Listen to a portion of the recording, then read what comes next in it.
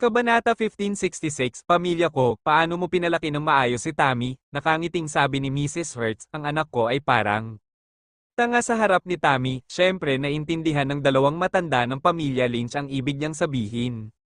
Ang galing talaga ng anak ko, hindi na namin siya masyadong natuturuan, she's born so good hahaha, hindi. May tago ni Tiago ang saya at yabang sa kanyang mga mata. Bahagyang ngumiti si Mrs. Hertz, pamilya ko, may pag-usapan tayo, hindi namin akalain na ganoon kabilis ang pagbubuntis ni Tammy. Ang sabi ng doktor noon ay hindi siya madaling mabuntis, pero kung tutuusin ay bulge asterisk T. Kung talagang hindi madaling mabuntis, paano magiging matagumpay si Tammy? Hindi mo gugustuhin magkaroon ng pangalawang anak si Tammy, di ba? Narinig ni Mary ang intensyon ni Mrs. Hertz. Mahal kong Mary, ano ang ibig mong sabihin? May family name si Tammy sa family name mo, at hindi siya mangganganak sa hinaharap, kung gayon ano ang mukha ng aming pamilyang Hertz? Malapit nang tumaas ang presyon ng dugo ni Mrs. Hertz, ipinaliwanag ni Mary, hindi, walang kwenta kung sasabihin mo sa amin kung magkakaroon ng pangalawang anak. Si Tammy, kailangan mong sabihin kay Tammy, bagamat anak ko si Tammy, nakikinig kaming lahat sa kanya, ang aming maliit na matamis ay kumakain ng malambot at hindi matigas. Kung gusto mo siyang magkaroon ng pangalawang anak, kailangan mong maging mabait sa maliit na sweet. Idinagdag ni Tiago, ano ang iyong saloobin sa amin maliit na matamis, malinaw din, hindi naman sa hindi namin. Kayang mabuhay nang wala ang anak mo, kung mag-ayos ka ng blind date para kay John ng pribado, hindi ka namin tatanggapin bilang mga bisita sa hinaharap. Ang aking anak na babae ay hindi magdudulot ng mali, at hindi rin kami, of course, as long as mabait ka kay Tammy in the future and don't do things in person and behind your back. Magkakasundo pa rin tayo, kung tutuusin, napakamatulungin ni John sa amin, maihahambing sa sarili kong anak. Sobrang satisfied ako sa manugang na ito, napapikit si Tiago at ngumiti ng may kasiyahan. Malapit nang mabutas ang puso ng dalawang matanda ng pamilya Hertz. Ang anak na nagpalaki sa kanya ng husto, tumakas kasama ng ibang mga babae, at napunta pa sa pagiging anak. Sa magulang ng ibang tao, sa kwarto, gusto ni John na lumabas at magpaliwanag sa kanyang mga magulang, ngunit pinigilan ito ni Tammy. Bobo ka ba? Lalabas ka ba para makipag-away? Humiga si Tammy sa kama, galit ngayon ng mga magulang mo, hintayin mo muna silang kumalma bago pumunta sa kanila. Oo, umupo si John sa tabi niya, nag-aalala lang ako sa nanay ko, ang aking ina ay may mataas sa presyon ng dugo, alam kong high blood ang nanay mo, kung hindi high blood ang nanay mo, awayin ko na lang siya. Nagpapanggap ba akong may sakit sa tiyan? Hinaplos ni Tammy ang tiyan niya. June, nagsisisi ka ba na kasama mo ako? June, paano naman, kung hindi ko kayang tiisin ang marahas mong ugali, tumakas na ako. Pinandilitan siya ni Tammy, hindi ko talaga alam kung pinupuri mo ako o sinasaktan. Parehas na hati, pero totoo na mahal kita, inabot ni John at hinawakan ng kanyang tiyan, at sinabi sa mahinang boses, Tammy, alam kong mahal mo rin ako. Bulge asterisk T, kung hindi kita mahal, hindi ko na kailangang magkaanak, bitter ako at gusto ko ng magkaanak, hindi ba't puro pressure mula sa mga magulang mo? Sinaman siya ng tingin ni Tammy, ngumiti si John, alam ko kung gaano kakabuti sa akin, itatago ko ito sa puso ko, umidlip tayo, paggising ko. Pupunta ako sa parents ko, magaling ka at sila, sabihin mo, huwag ka talagang magalit sa kanila, ibinaba ni Tammy ang telepono. Nagpadala lang sa akin ng nanay ko ng mensahe na gusto ng nanay mo na magkaroon ako ng pangalawang anak. Nahihiyang sagot ni June, sinusundan nila ako, sabi ko, wala akong pakialam, ito ay kasing simple ng paghila ng labanos para magkaroon ng anak. Tinanong ko sila kung bakit wala silang pangalawang anak noong una, ngunit wala silang sinabi. Tammy, hahaha, napakasama mo. June, asawa, halika at halikan ng isa, niyakap ni Tammy ang ulo niya at binigyan siya ng isang mariing halik sa mukha, makalipas ang 2 araw. Sa Bridgedale, tumigil ang nyebe at nagsimulang matuno ang nyebe sa bakuran. Ang temperatura ay naging mas malamig, inimbitahan ni na Elliot at Avery sina Gwen at Ben Schaffer na sabay na maghapunan. Kabanata 1567. Pagkatapos kumain ng pagkain na ito, babalik silang dalawa sa Ariadel para sa Spring Festival. Gwen, sayang hindi ako nakakapanood ng laro mo, inabot ni Avery ang regalo sa kanya, I picked this up with your second brother yesterday. Ito ay isang maliit na pag-iisip mula sa amin, sana maging maayos ang laro mo at makuha mo ang ranking na gusto mo. Gwen, salamat, kapag tapos na ang laro ko, babalik ako para hanapin ka. Avery, bueno, kapag natapos na ang iyong laro, mayroon kang magandang pahinga, parang isinilang kang muli. Sa loob lamang ng ilang buwan, ako ay lubos na nasisiyahan sa aking kasalukuyang estado. Inilagay ni Gwen ang regalo sa kanyang bag na may narcissistic na ekspresyon. Sa tingin ko mas maganda ako ngayon. Ikaw ay isang aesthetic deformity, sapat ka na dati, pamayat ka, tapos ngayon payat ka na at kung gusto kong sabihin kagandahan, mas maganda pa rin dati, ipinahayag ni Ben Schaffer ang kanyang mga pananaw ng walang awa. Gwen, kung hindi mo ako gusto ngayon, huwag, hindi ko naman sinabing hindi kita gusto, nag-aalala lang ako sa kalusugan mo, matiyag ang paliwanag ni Ben. Schaffer, ang aking propesyon ay nangangailangan sa akin na magpanatili ng ganoong timbang, patuloy mo itong pinag. Uusapan, nakakainis talaga, sinaman siya ng tingin ni Gwen, wala akong Electra complex, kaya huwag kang umarte sa mga matatanda ko, okay? Nagpipigil ng tawa si Avery, palagi ba kayong nag-aaway ng ganito? Gwen, hindi, Ben, oo, sabay-sabay na sabi ng dalawa ngunit magkaiba ang sagot. Marahil ay medyo nahihiya, kaya't kinuha nilang dalawa ang baso ng tubig sa kanilang harapan at humigop. Ben Schaffer, gusto mo bang bumalik sa Ariadel kasama namin? Nakita ni Elliot na hindi gaanong nakikipag-usap ang dalawa, kaya tinanong niya si Ben Schaffer, bumalik ka sa kanila, kung makakarating ako sa top 3 sa kompetisyon, tatawagan talaga kita para magpakitang gilas, kung hindi ko nakuha ang top 3, huwag mo akong pakialaman, nakipag-usap si Gwen kay Ben Schaffer, hindi na ako babalik, mariing sinabi ni Ben Schaffer, pumayag akong manood ng laro mo, tiyak na kailangan. Kung panoorin ito bago ako umalis, inihanda ko na rin ang camera. Gwen, sa gusto mo, anyway, kung may magtatanong sa akin that time, ano ang kinalaman nito sa iyo, sasabihin kong ikaw ang aking ama. Ben Schaffer, magalang ka ba? Hindi ba pwedeng ako ang maging kapatid mo? Gwen, hindi kami magkamukha, Ben, tapos sasabihin mo na ako ang iyong ama, Gwen, stepfather, medyo nagalit si Ben Schaffer, ngunit hindi ito sapat para makauwi siya. Elliot, nakita mo na ba? Ito ang totoong mukha ng ate mo. Napakaamo niya at maganda ang ugali sa harap ni Avery. Ganun lang siya sa harap ko. Gumawa ng maliit na ulat si Ben Schaffer kay Elliot sa harap ni Gwen. Elliot, anong gusto mong sabihin ko, Avery? Halos iluwa ang tubig na kakainom lang niya. Ngumiti si Gwen ng hindi maganda.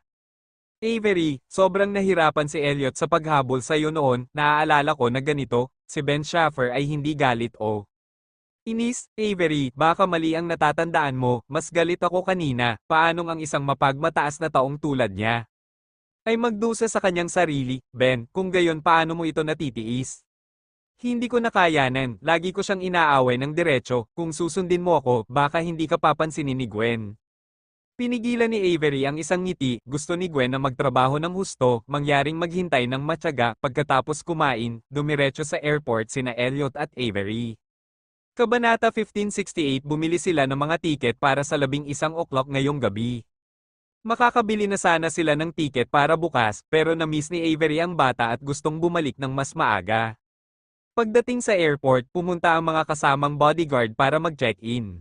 Nagpahinga sina Avery at Elliot sa VIP lounge, ipinatong niya ang kanyang ulo sa balikat ni Elliot at ulong, medyo nahihilo ako.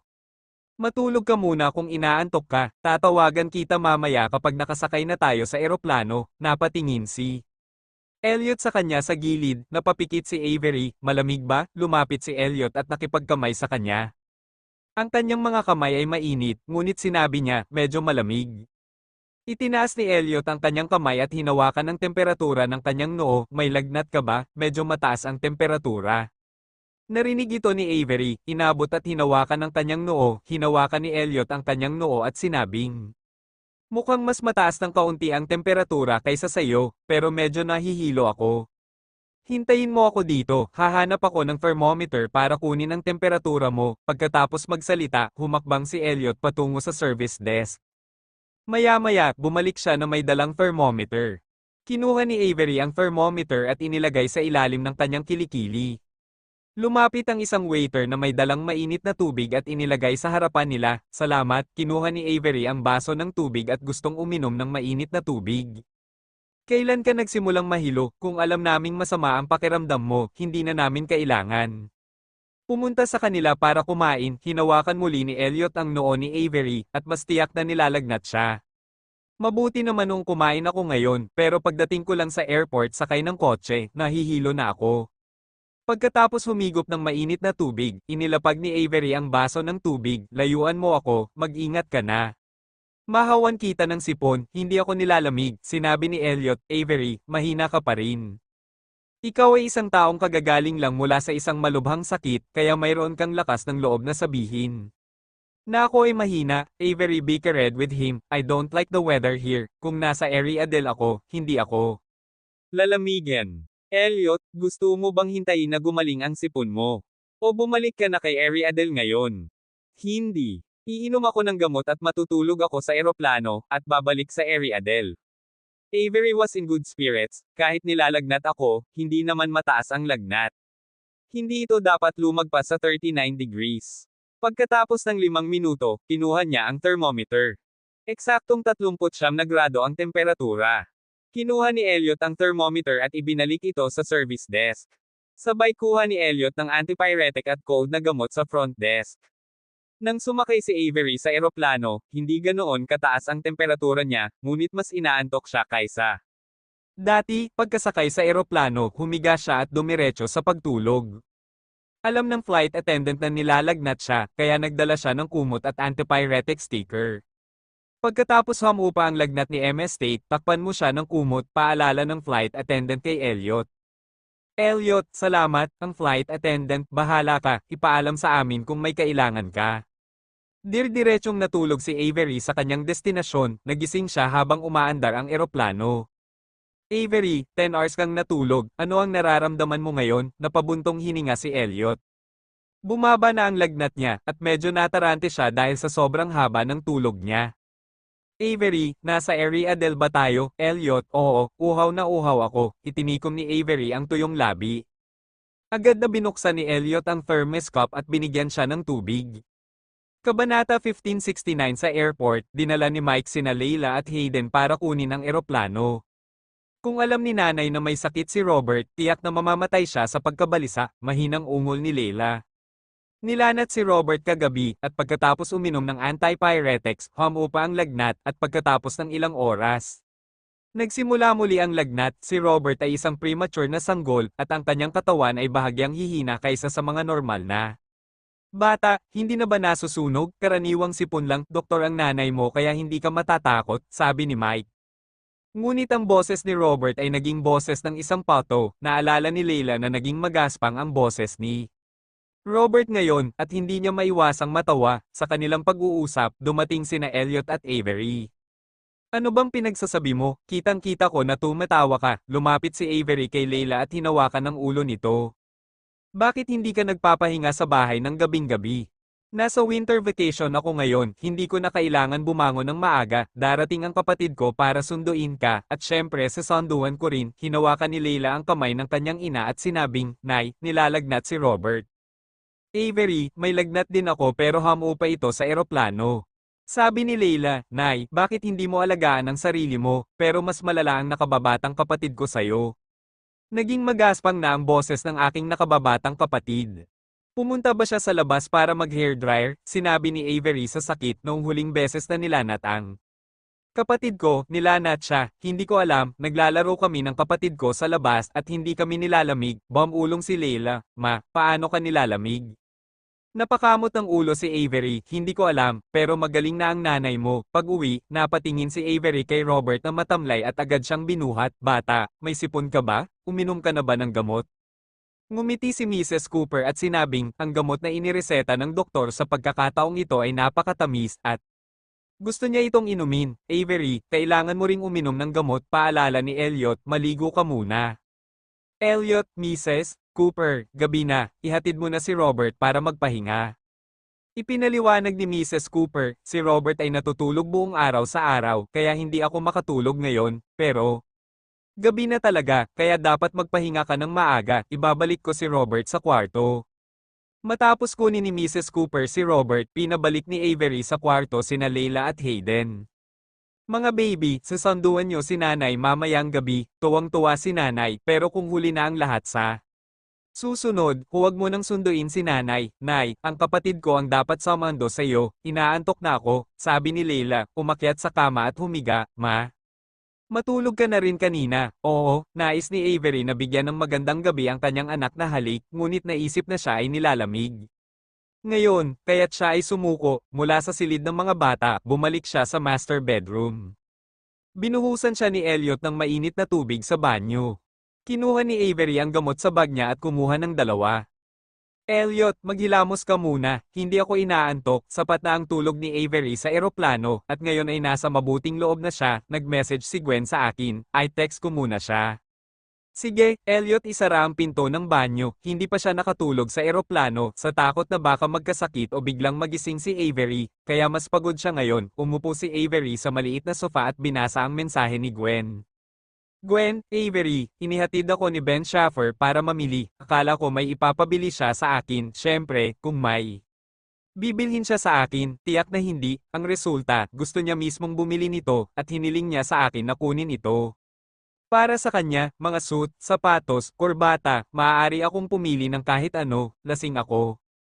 Avery, hahaha, nandito siya para panoorin kang maglaro, kaya bumili ka ng mga bagong damit. Gwen, siguro, titingnan daw niya, with that hair on his head, I'm really worried that the stylist is not doing